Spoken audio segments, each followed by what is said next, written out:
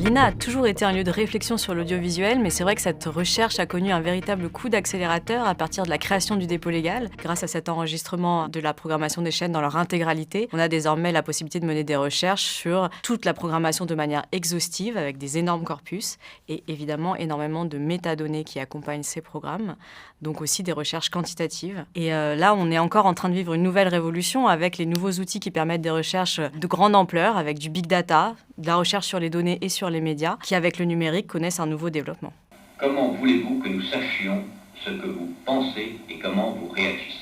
L'INA a été à l'initiative d'un certain nombre de rencontres entre le monde de la recherche, les professionnels et l'audiovisuel. Et ça se traduit par des événements, notamment des soirées dans lesquelles on organise à la fois des projections, des débats, mais aussi des séminaires où là, on rencontre régulièrement les chercheurs autour de problématiques liées à l'audiovisuel, ou encore des colloques qu'on organise ou dont on est partenaire, qui sont là des événements de plus grande ampleur du monde de la recherche. Grâce au travail des documentalistes qui décrivent très très finement le contenu des programmes télévisés, notamment des journaux télévisés, on peut ensuite produire des études quantitatives sur ces programmes, sur les JT. Et là, dans le contexte des élections européennes, donc on va produire une étude sur la médiatisation de l'Europe qui va montrer notamment un défaut de médiatisation tout simplement des institutions européennes et des candidats aux élections. La Fondation Jean Jaurès s'est montrée très intéressée par ces données, va réaliser de son côté une étude en parallèle de la nôtre qui va utiliser nos données, qui vont commenter en fait avec leur rapport propre qui est une analyse plutôt politique, une lecture plutôt politique, alors que l'INA fournit des données vraiment objectives et neutres d'analyse des médias.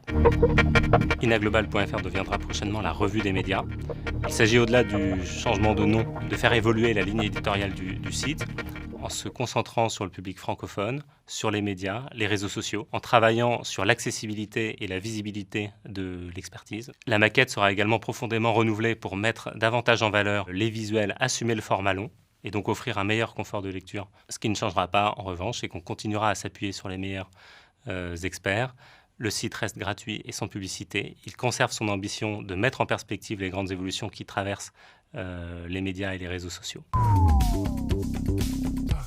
Nous publions une étude menée par David Doucan, chercheur à l'INA, sur le temps de parole des femmes à la radio et à la télévision. C'est une première mondiale par l'ampleur des données considérées, ce qui garantit également un niveau de fiabilité très important et qui offre une photographie essentielle pour nourrir le débat public sur les inégalités hommes-femmes dans les médias. Cette étude est présentée lors des Assises du journalisme dans le cadre d'une table ronde consacrée à la place des femmes dans les médias.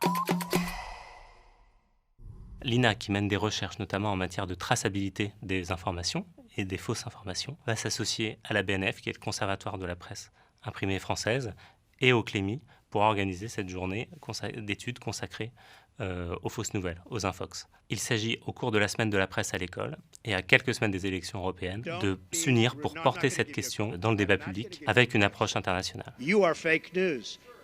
Cette journée sera organisée autour de 3 questions: la fabrique des fausses informations, leur circulation et les façons de lutter contre.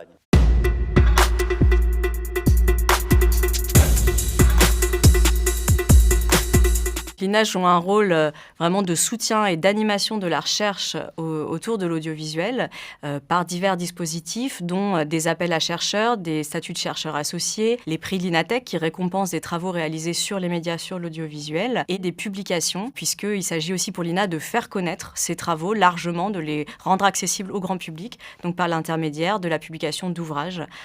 dont par exemple dernièrement des ouvrages qui ont été consacrés au web affectif, aux GAFAM, ou prochainement un ouvrage sur le fact-checking qui va être publié aussi.